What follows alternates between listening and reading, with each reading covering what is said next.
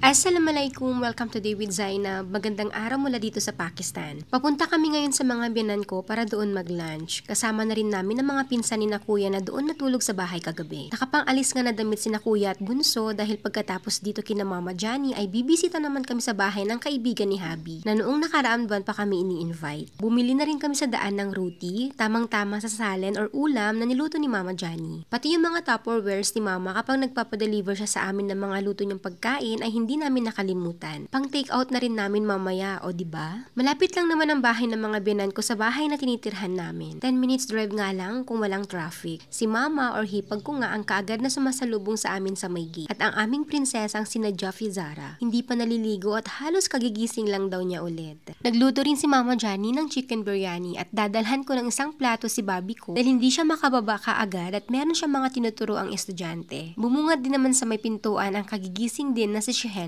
Sumunod na mga umakyat lahat ng mga bata. Hindi pa daw sila nagugutom, kahit ako nga din ay busog pa. Late kaming nagising, kaya late na rin nakapag-breakfast. Buhay nga naman dito sa Pakistan, laging tanghali kaming magising. Kapag weekdays ay nag-a-alarm ako ng 6:30 ng umaga para ipaghanda sina kuya at bunso papasok sa eskwela. Kapag nakaalis na sila, ay si Habi naman nagtatawag ulit ng matulog, kaya ang gising ulit namin yan ay tanghali na. Lalo na kapag weekend, madaling araw na kami natutulog dahil nakasanayan na at talagang nagre-request ang mga batang mag-movie night. Medyo mainit pa sa labas, kaya naman lahat ng mga magpipinsan ay nandito sa kwarto ni Misam at Nadi Ali. Kahit anong paglilinis at pag-aayos na gawin ng Bobby ko dito sa kwarto ng mga bata, ay ilang segundo lamang parang binagyo na ulit ang itsura. Dahil sa kagagawan na rin ng mga magkakapatid, lalo na kapag ganito pang magkakasama silang lahat. Sobrang gugulo at kailangan na nga din magpa-repaint daw ni Bobby. Dahil si Shehensha at Hobby Ali ay ginawang art pad ang mga pader. Pati ang nilagay niyang family tree nila ay pinagtatanggal na rin ng mga bata.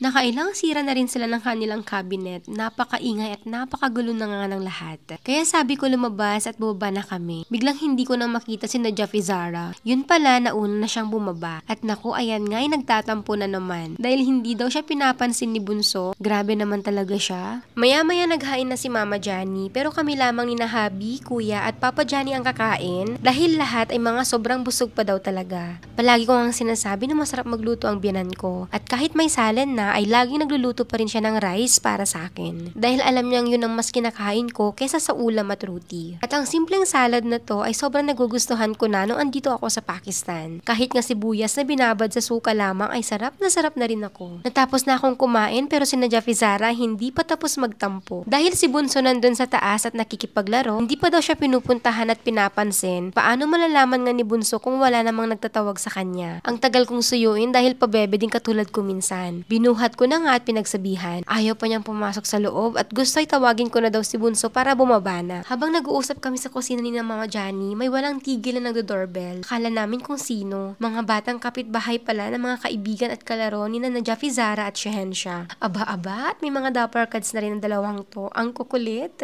Umakyat na rin ako para tawagin lahat ng mga bata para bumaba at kumain, pati na rin si Bobby ko, pero hindi pa daw siya tapos magturo. Ayan, at si Bunso ay biglang naging mekaniko na naman. Sabi ko magdahan-dahan para hindi madumihan ang damit na suot dahil may bibisitahin pa kami mamaya pagkaalis dito sa mga biyanan ko. Nagpapapansin din sa amin si Simba, ang Labrador na matagal ng alagang aso ni na Mama Johnny. Nag-iisa na nga lang si Simba at matanda na siya pero napakalakas at active pa rin. Itong third floor nga ang tirahan niya, pati ang kulungan ng mga pigeons sa mga nagsasabi na bawal daw ang aso o mag-alaga ng mga hayop sa mga Muslim ay hindi naman po totoo. Basta maghuhugas o maguso pagkatapos silang hawakan. At dapat ang kulungan ay malayo sa mga areas kung saan nagdadasal or wag hayaan pagala-gala sa mga lugar na yon para maiwasang dumapo ang mga balahibo nila kung saan-saan. Ilang oras pa nga ng pag-stay namin ay kailangan na namin magpaalam. Dinner ang invitation sa amin ng friend ni Habi. Yun nga lang ay hindi ako makakapag-take ng videos doon dahil nahihiya ako at sa privacy na rin nila. Hanggang sa muli, Allah Hafiz!